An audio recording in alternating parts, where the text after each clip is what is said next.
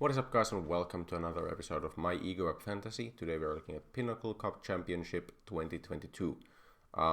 First of all, we are doing this on the new beta version of the Ego app, not mobile version, PC version for fantasy.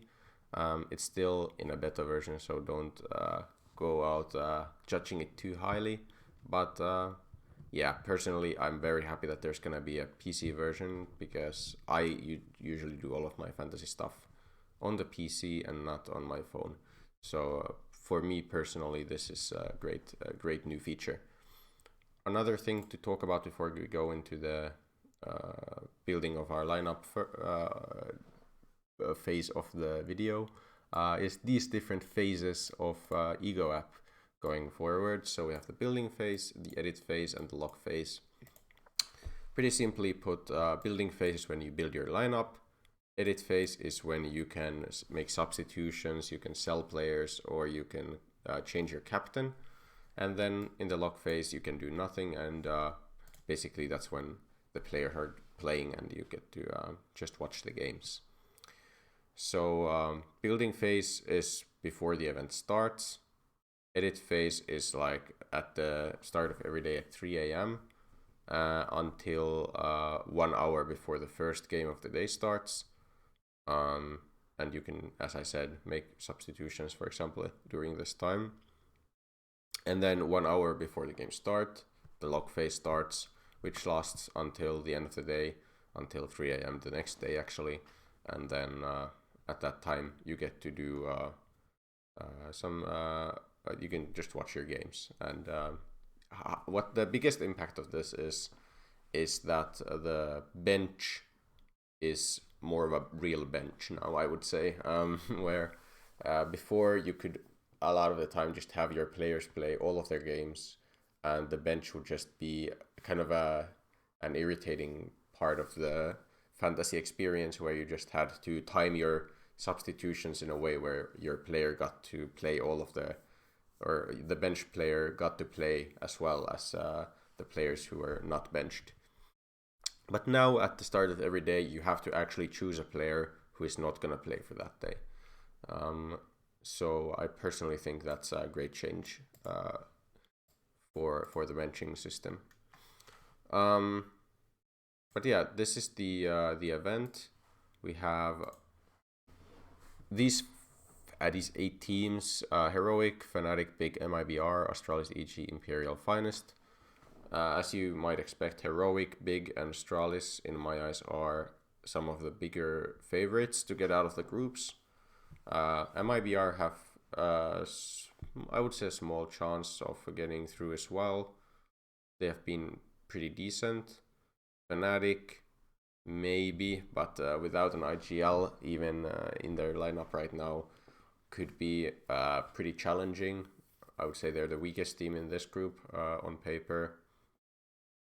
Then in Group B, I think any team of EG, Imperial, and Finest could make it through. I would favor Imperial right now, and EG probably, I would say, go 0-2 most of the time. But yeah, there's definitely surprises that can happen, especially as the first matches are best of ones. I clicked the wrong part. Here we are. So on Wednesday it starts with a best of one between Heroic and Fnatic. So before, this is now finish time. So before 10:30 finish time, you'd have to lock in your changes if you want to make some changes. And before 11 finish time on Thursday, you have time to make changes after this stage. And yeah, they play the first matches and then elimination matches on the first day, and then winners and decider matches on the second day, and then we get to a couple days of playoffs. But yeah, let's get into this. So as I said, Astralis, Heroic, and Big are the teams I would personally favor the most.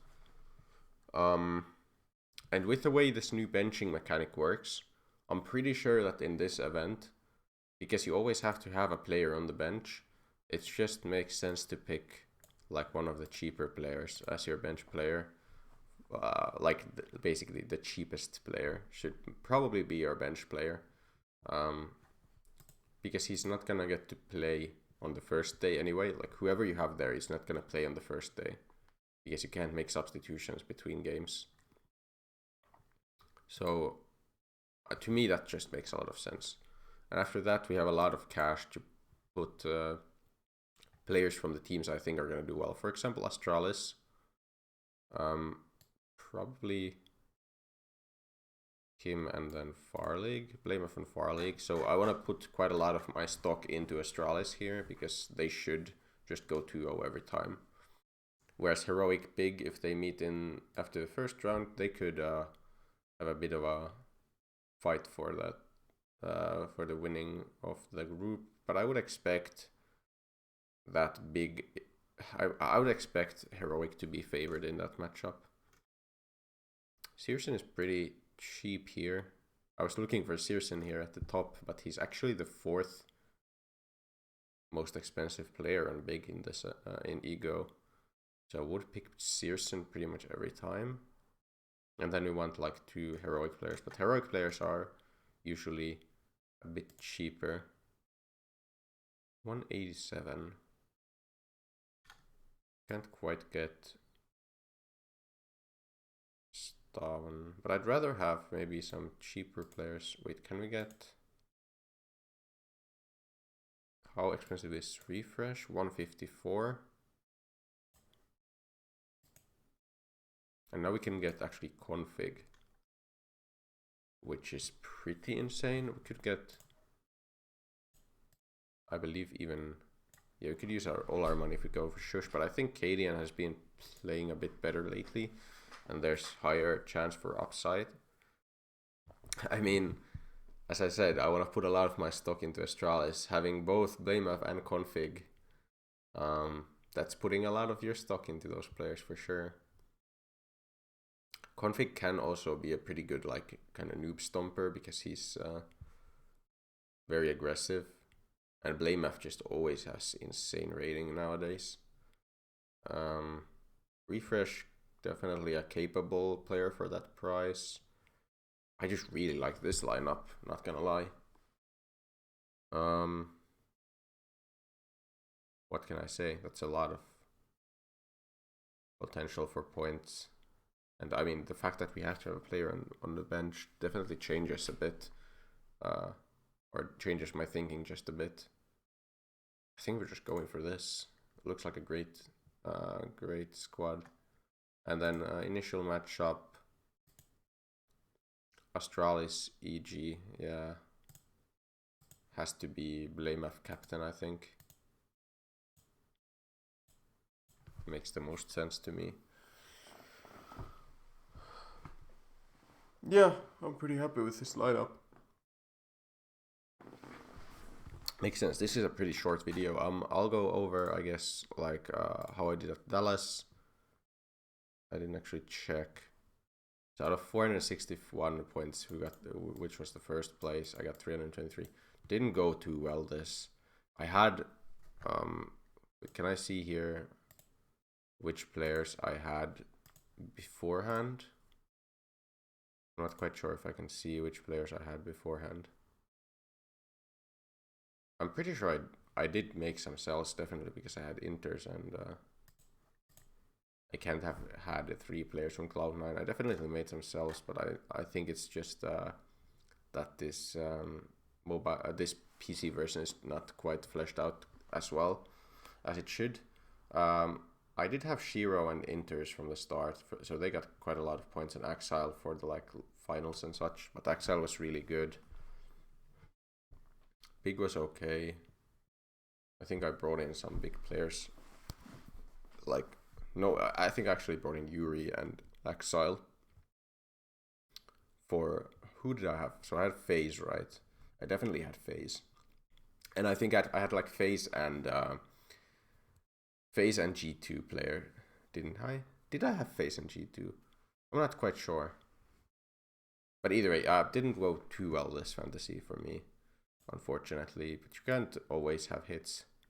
I don't understand how the number 1 player had like So he just went for 5. He just got 5 Cloud9 players at the end. That's pretty insane. And Nico. That's so many points. Oh my god. Yeah, I still definitely have a lot to learn about how ego fantasy works. But also I definitely just didn't have the best players from the best teams at this event, just because I gambled on the wrong teams, I guess. But yeah,